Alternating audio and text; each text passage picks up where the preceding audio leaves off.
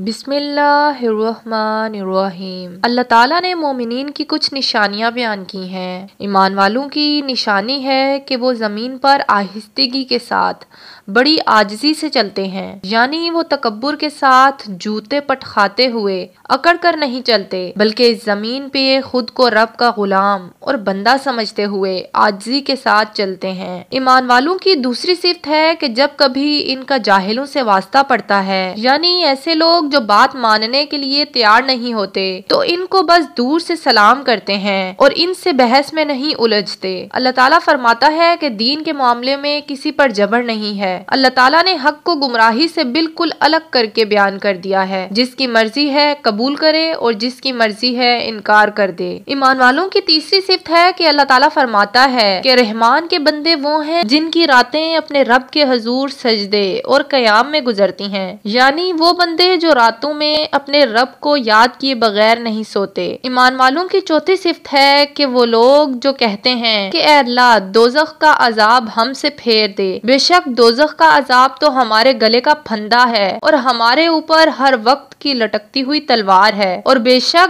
दोज़ख आर्जी तौर पर भी रहने के लिए बहुत बुरी जगह है और हमेशा के रहने के लिए भी बहुत बुरी जगह है। ईमान वालों की पांचवी सिफ्त है, ईमान वाले वो हैं कि जब अल्लाह की राह में खर्च करते हैं तो ना इसराफ से काम लेते हैं और ना ही कंजूसी के साथ, बल्कि इसके दरमियान में रहते हैं। अल्लाह ताला फरमाता है कि ना तो अपने हाथों को ऐसा बंधा रखो अपनी गर्दन के साथ, यानी इतने कंजूस ना हो जाओ कि किसी को कुछ दो ही ना, और ना इतने फयाज हो जाओ कि अपना सब कुछ ही लुटा बैठो। बुखारी की हदीस है कि एक सहाबी कहते हैं कि फतह मक्का के मौका पर मैं बहुत बीमार हो गया और मुझे ये गुमान हुआ कि शायद मैं मर जाऊंगा। आप सल्लल्लाहु अलैहि वसल्लम मेरी अयादत के लिए आए तो मैंने आपसे अर्ज की कि अल्लाह के रसूल, मेरी एक ही बेटी है, क्या मैं अपना सारा माल अल्लाह की राह में खर्च कर दूं? तो अल्लाह के महबूब सल्लल्लाहु अलैहि वसल्लम ने फरमाया कि नहीं। फिर मैंने कहा कि या रसूल अल्लाह 2/3 माल, तो आपने इजाज़त ना दी।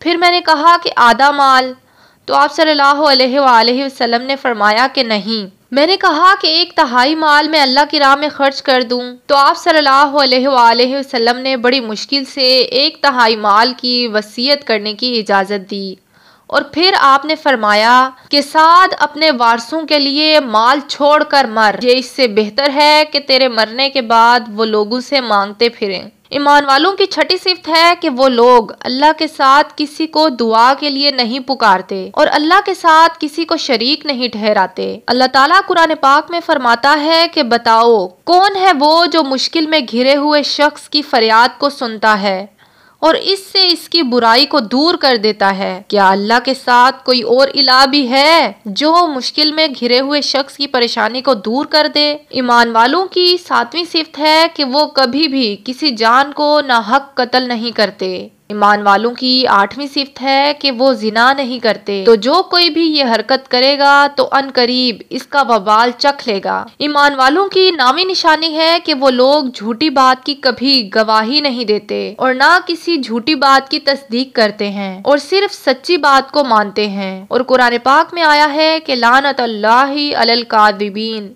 कि झूठे पर अल्लाह की लानत है। अहले ईमान की 10वीं निशानी है कि जब कभी वो लग़्व यानी भीड़ वाली जगह से गुजरते हैं तो बड़ी शराफत से दामन बचाते हुए नजरों की हिफाजत करते हैं। आप सल्लल्लाहु अलैहि वसल्लम ने फरमाया कि किसी गैर महरम औरत को हाथ लगाना ये इससे बड़ा गुनाह है कि किसी शख्स के सर में कोई कील ठोक दिया जाए। ईमान वालों की 11वीं निशानी है कि जब इन लोगों को नसीहत की जाती है इनके रब की आयात सुनाकर, तो वो गूंगे बहरे और अंधे होकर आयात नहीं सुनते, बल्कि इसलिए कि वो अमल करें। और कुरान पाक में अल्लाह ताला फरमाता है कि इससे बढ़कर जालिम कौन है जिसे रब की आयात पढ़ पढ़ कर डर सुनाया जाए और वो उससे मुंह फेर ले। ऐसे मुजरिमों से हम इंतकाम जरूर लेंगे। ईमान वालों की 12वीं निशानी है कि ईमान वाले वो हैं जो अल्लाह के हुजूर दुआ करते हैं कि ए अल्लाह हमारी बीवियों और हमारी औलाद को हमारी आंखों की ठंडक बना दे और हमें परहेजगारों का इमाम बनाना, यानी हमारी नस्लें नेक हों। ये वो लोग हैं जिन्हें अल्लाह ताला ने सब्र के बदले जन्नत के बाला खाने दिए हैं।